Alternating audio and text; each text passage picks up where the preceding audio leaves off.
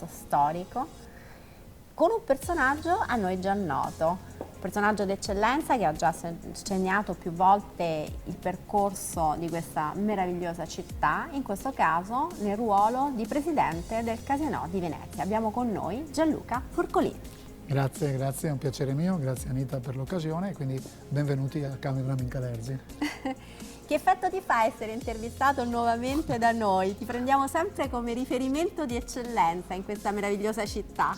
È un onore ovviamente essere intervistato, ma soprattutto incontrarvi, perché so lo spessore, la qualità e soprattutto la promozione che date, e oggi a maggior ragione in uno dei palazzi che insomma i veneziani giustamente ritengono un gioiello di famiglia, quindi Cameraman Calerzi è la sede dei veneziani del Casino, ma è anche la sede soprattutto della storia del fulcro di Venezia, per molte vicissitudini che ha visto anche questo palazzo negli anni, quindi è un piacere e un onore per me essere qui con voi oggi. Senti, ma ci vuoi dare qualche cenno storico su questo splendido palazzo che in questo momento porti avanti e cerchi di valorizzare al massimo con il tuo ruolo? Sicuramente mi è stato dato questa opportunità dal sindaco Brugnaro, che ovviamente ringrazio, proprio perché si tratta di una delle aziende, chiamiamole così, insomma, se una partecipata del Comune di Venezia, molto importanti. E poi presiedere appunto questa location che si presta molto a tutte quelle attività che sono quelle di promozione, di valorizzazione e della storia che rappresenta, non da ultima quello del Museo Wagneriano. Ricordiamo che qui è morto anche Richard Wagner, e quindi c'è un bellissimo museo che può essere visitato periodicamente appunto da scolaresche e da interessati importanti, e soprattutto c'è un salone delle feste e ci sono dei luoghi che sono meravigliosi e si prestano non solo al periodo del carnevale, ma in moltissimi eventi che la città appunto si presta e valorizza durante l'anno, quindi magari sarà anche l'occasione proprio per metterne in piedi qualcuno assieme.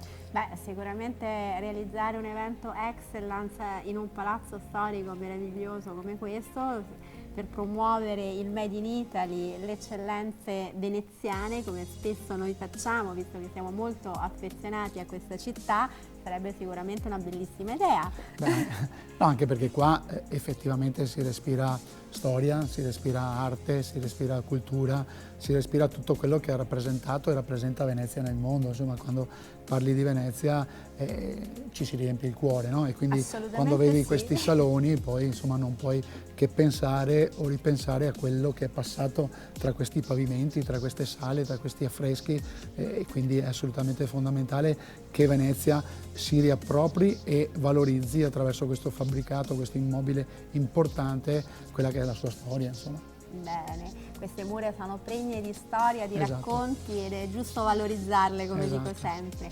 Ti prendo in parola allora per realizzare sicuramente un evento excellence legato a questo palazzo meraviglioso che comunque è la sede del Casino di Venezia storico. E io vi aspetterò, sicuramente. Bene. Gianluca, mi vuoi raccontare nuovi impegni, nuove sfide, incarichi magari imminenti che hai ricevuto? Hai fatto bene a citare e a promuovere questo aspetto, perché è proprio di questi giorni una ripartenza e una rinascita di una grossa azienda che è la storia bellunese, in questo caso ma veneta, che è quello di Ceramica Dolomite, che riprende appunto con un grosso progetto industriale che ha visto partecipi degli imprenditori appunto d'eccellenza del mondo veneto, e dall'altra parte il Mise con Invitalia, quindi la pubblica amministrazione, che ha messo a disposizione delle risorse assieme ai privati per dare questo giusto impulso, che è un rilancio dell'economia della ceramica, un recupero del piano occupazionale assolutamente molto importante. Stiamo parlando di un'azienda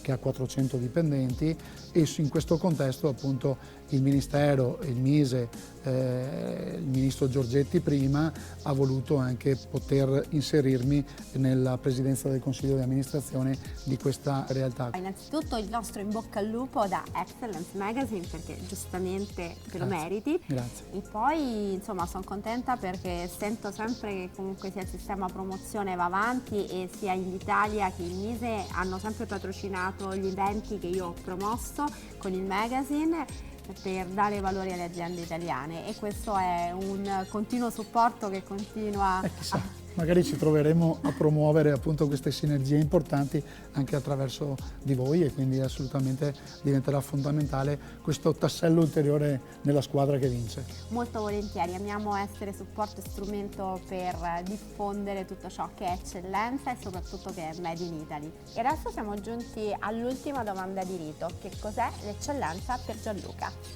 Beh, l'eccellenza è quella che state in un certo senso promuovendo voi, no? E quindi è la vostra mission, e per me è importante che non sia solo quella in senso stretto, ma sia quella di valorizzare, di promuovere, di creare sinergie anche dal punto di vista umano nella valorizzazione delle persone, perché poi è questo gioco di squadra che permette a questo paese di essere così diverso ma unico al mondo, e quindi fatto di tante eccellenze.